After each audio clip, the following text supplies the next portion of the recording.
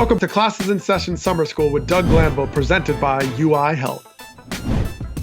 It is undeniable that participation in sports opens up possibilities for those that play. Yet the ability to be oneself in environments that make up sports have not empowered everyone. The LGBTQ+ community has had an impact on the games that we love since the beginning, not only by excelling on the field, but as advocates for social change. These athletes continue to fight to be seen and heard, and hopes to do so while living their authentic selves. Many of these athletes have not only fought to make gains for those who identify as LGBTQ+, but have led to change that have benefited all athletes. Whether examples set by Billie Jean King or Megan Rapinoe, these giants set the tone that our shared humanity is the true beneficiary when we can welcome all who play. In effect, being welcome on the field is a significant step being welcome off the field, but maybe more importantly, creating acceptance internally for athletes who have often found themselves without safe and true homes in their surrounding. Today, we will explore the impact of LGBTQ+ athletes on the world of sport. We will engage Nick McCarvel, longtime reporter and commentator for the Olympics, with extensive work in figure skating and tennis. Also, we will talk with Kate Scott, a pioneering female voice in a number of major professional sports. She also is the voice of the Philadelphia 76ers and a whole host of national collegiate sporting events. Let's get to class. LGBTQ+, which stands for lesbian, gay, bisexual, transgender, queer, and the plus representing the many other ways to identify. It is a collective that is full of people who have greatly contributed to the landscape of sport. As with any barrier to entry that has been crossed, the LGBTQ+ barrier directly and uniquely challenges our perception of how sports and gender collide. We have a society that places gender as an overlay to sports, associating certain sports, activities, even attributes of success with a certain gender. It is in this limitation that we can discover the power of an LGBTQ+ athlete who may still thrive in the face of gender-biased expectations while navigating an often narrow bandwidth of acceptance within the sport itself. The macho world of male sports tends to expect the turbo male persona to be central to an athlete being successful. It ties turbo maleness with toughness and therefore connects this to the required fitness to compete. For this reason and more, the coming out party for male athletes who do not identify as straight are few and far in between, and in many cases, non-existent. The social pressure is so great, even toxic, that the risk of being openly anything other than straight overwhelms possibility. Silence becomes next. In the female sports world, from a distance, there appears to be more openness and freedom to openly be one's gender when it resides in the LGBTQ+ family. That the spectrum is more accepting, at least internally, just as noted by Outsports, which tracked the number of out players in the WNBA, and concluded that in 2021, 25% of the athletes declared their out status. You are not alone in this world, openly so. So why the difference in male and female sports? Outside the boxes of gender, we discover the incredible contribution of these athletes to broader sports. The WNBA continues to challenge society to be more inclusive. They also have taken on social issues that are about human rights, not just LGBTQ+ rights.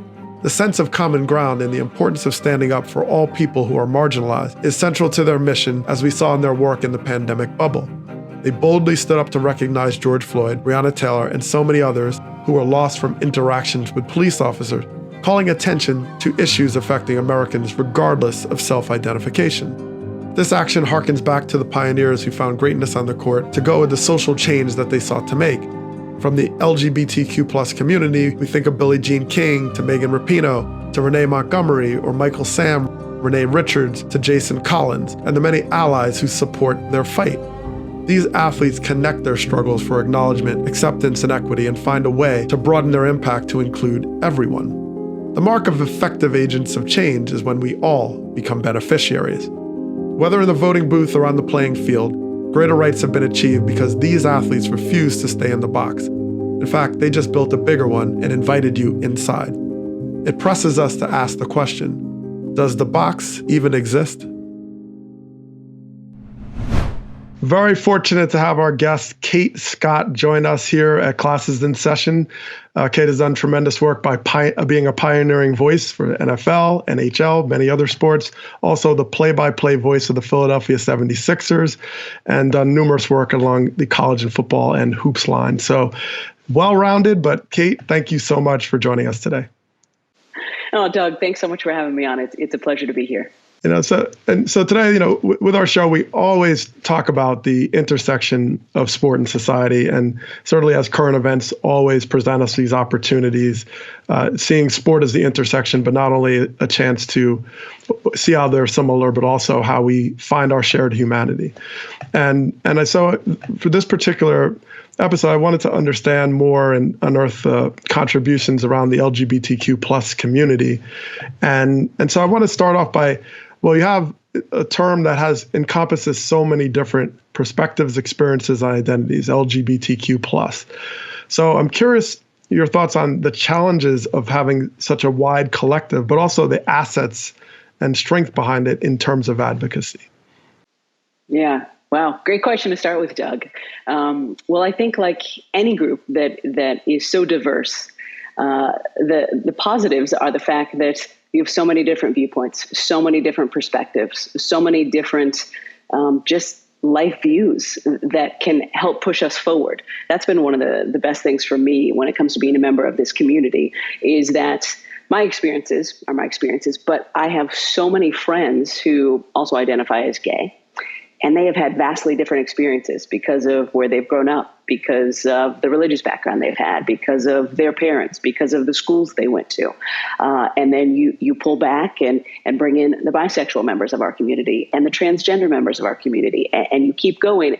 And the experiences and the perspectives obviously grow exponentially with each group that you bring in. Now, at the same time, that obviously, anytime you have that many cooks in the kitchen, I guess you want to say, that can also make things difficult, because every member of our community, we all face different challenges. Oh, and Kate, I think such a centerpiece of the show is talking about shared humanity and the fact that, wherever you're coming from, however way you identify, the beneficiaries of such work and advocating and opening your arms wider for us as people really is felt throughout. It's not limited to, wherever you're coming from. So I'm curious if, you think about this impact, and, I think of Billie Jean King as WTA and forming organizations that ultimately advance women's rights. It doesn't, however way you identify. Right. So I guess my question is then, how you've seen not only that advocacy within that collective, that community, but also how it's impacted beyond. Oh, wow. Yeah, another big question. We're just diving into things today. Okay. Well, I think that so much of it is how we are viewed by society, right? If we want to get to Billie Jean King and the WTA and the push for equality that she made when it comes to the sport of tennis, that Venus Williams then continued not too long ago when it comes to prize money at the major events.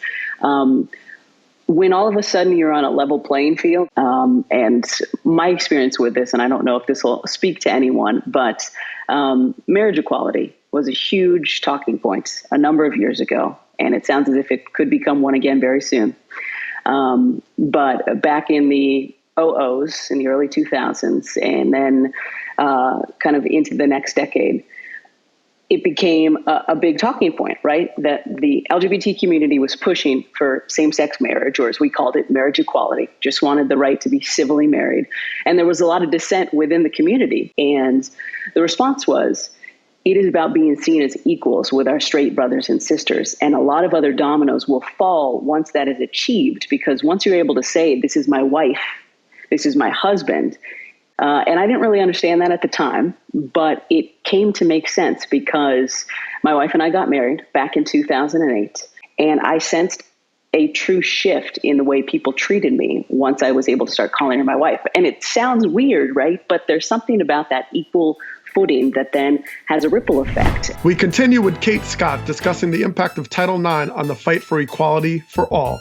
Plus, Nick McCarvel joins the conversation. Next on Classes in Session Summer School with Doug Glanville, presented by UI Health.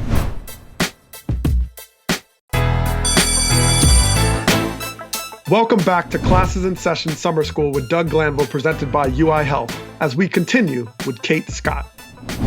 Kate, so much of your work has turned out to be pioneering.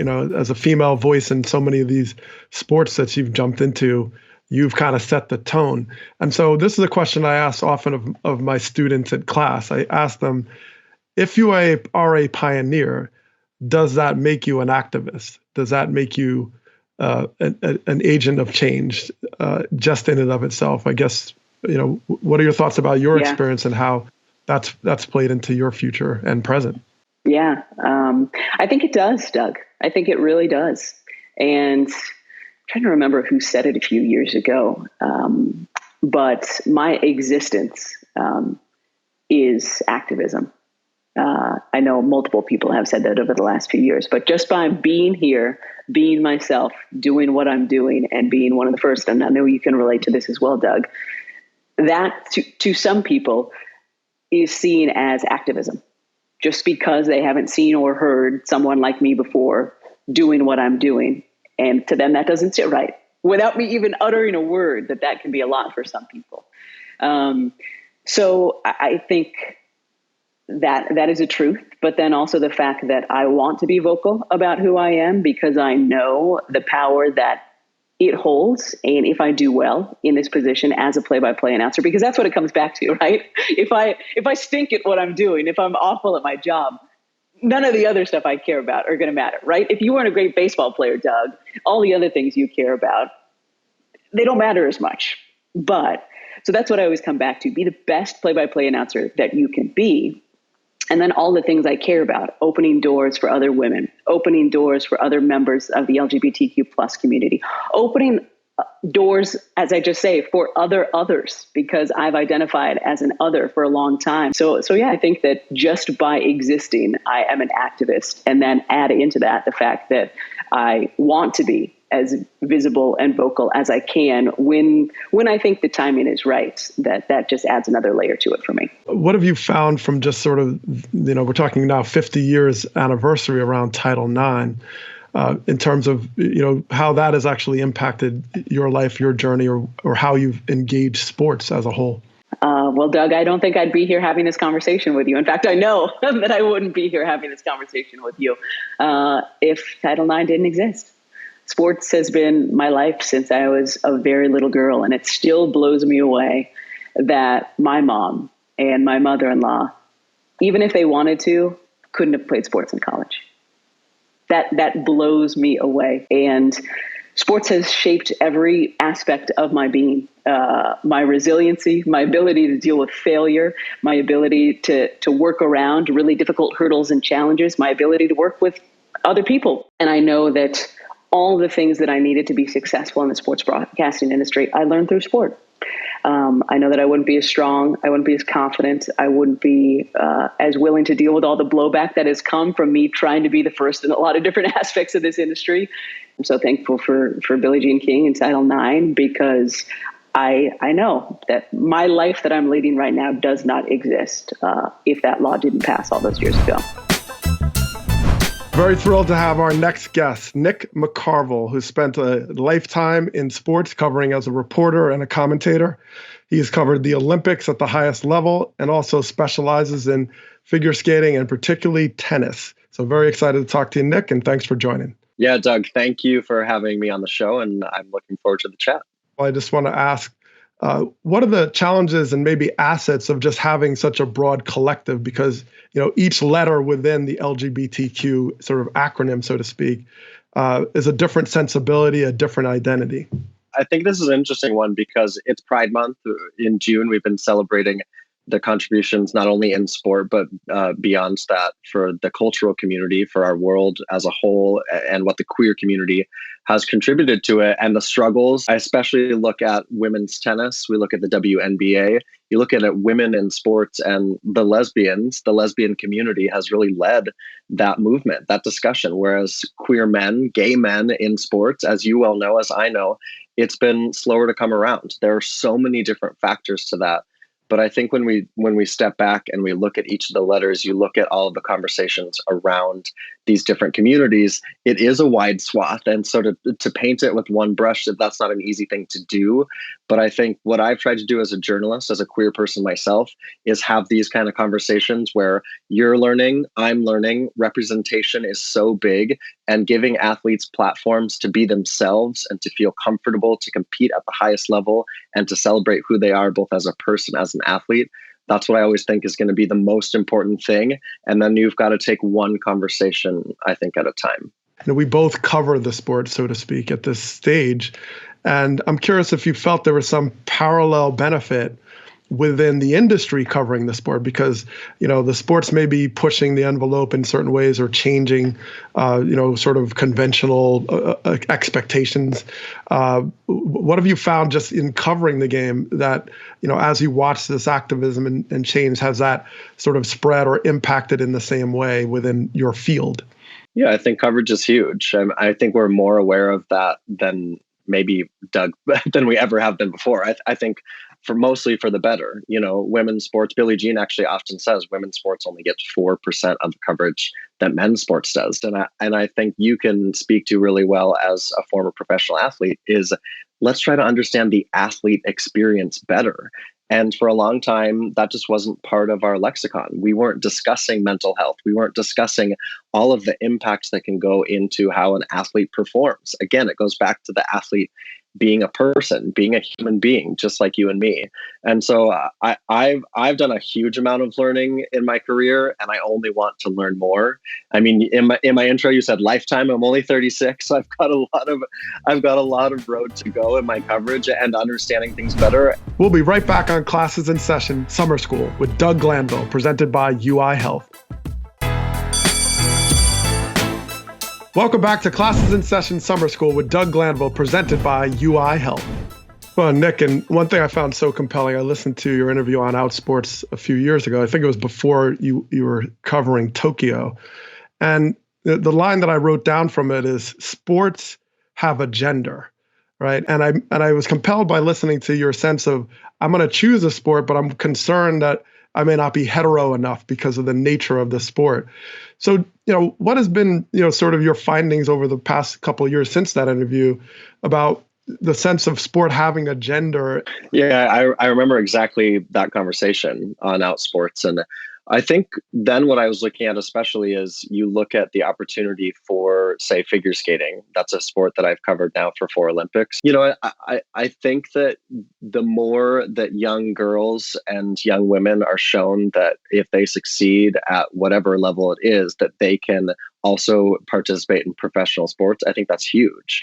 I go to figure skating, and the premier event at the Olympics is the women's event. You look at gymnastics at the Olympics, the premier event is the women's event. And so I think for those athletes being able to show the next generation that they have the opportunity. And I also think, I think giving every sport, whether it be, you look at the WNBA and the work that they've done at women's soccer, the more that we can, that goes back for me to what we were just talking about, is the more we can build up these people as people and personalities and what they bring to the sport, the gender piece of it, because the men have sat here for so long, because it comes back to people like me and you and boardrooms and decision makers and money makers. Well, and some of the sports you're covering, particularly talk about figure skating or tennis, they skew also to having very young athletes at the pinnacle. I think of baseball, I got to the major leagues when I was, 25 or something like that. I'm curious to hear what your thoughts about the dynamics in those sports as it comes to LGBTQ advocacy versus sports that have more, sort of older expectations of when you actually reach the peak. Is there a difference in those dynamics? Yeah, I think first off, I think there's a huge difference in just the dynamic as human beings. As you know better than I do, the pressures that these athletes face, I think they're immense. And so when I look at it from an LGBT perspective, I think that giving athletes, and again, this is why I love the conversation we're having. It's it's about the person. It's well-rounded, So if someone wants to feel comfortable with who they are as a queer person and they're 15, do they have to come out and talk about it? No. But the care for the athlete and the understanding of their mental health and the person that they are, those are the things that I think the sporting community continues to grapple with. And there's no question, you talk about the whole athlete, their individual journey, so to speak, with all kinds of things, their athleticism, their identities, and knowing that you're in such a stronger position when you feel that certainty about self. And I was very compelled by your story of just saying, when I kind of, maybe I'll, let you speak to that, like, when you kind of found your space and say, okay, no, I was my own barrier, so to speak, right? And once I kind of found the support and was able to do this, the whole world opened up. I wonder if you could speak to that. Yeah, I mean, we've heard that story a lot of times. Casey Delacqua is she's a friend of mine now, but she was another tennis player who's come out, Australian, has been a top doubles player, has a Grand Slam to her name. And she was talking about after she came out, she just felt like she was playing so much more free. And is that always the case? I mean, maybe not necessarily, but I mean, I know for me in my career, just being able to be myself, and whether I'm presenting or commentating, usually I'm on your side of the interview, but it feels like it flows more, and I get to bring that sense of self to what I'm doing. It's very cliche at this point, Doug, but representation matters.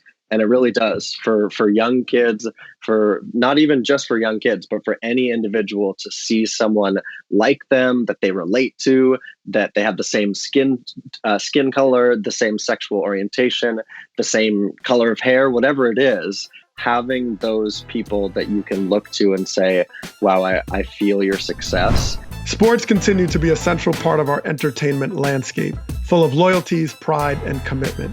Yet beyond our entertainment is its contribution to an aspirational future that allows all of us to enjoy its other benefits, the sense of team, the knowledge that rules will be applied to all who play fairly and equally.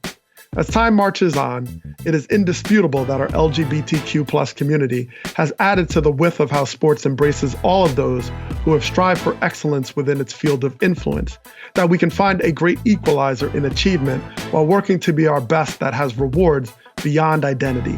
It turns out that being our best operates well beyond reaching the pinnacle of a sport or ending on a top 10 list. It's personal. It is centering around a certain confidence that helps us believe we belong, that the field belongs to all of us. And our sports are better for it. I'm Doug Glanville. See you next time.